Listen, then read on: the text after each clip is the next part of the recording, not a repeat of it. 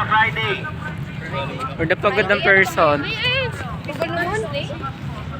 Okay, walang Thursday bukas. Hindi ko nakakaraman. Hindi pala. Earl. Kapaabang.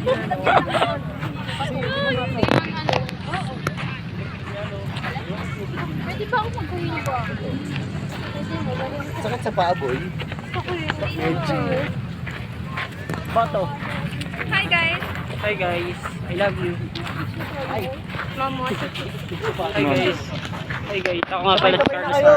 Everybody. Sino ka sa buhay ko? Yan may ano pala siya may Hi guys. I love you, Earl.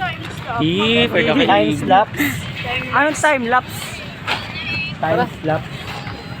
Asan na?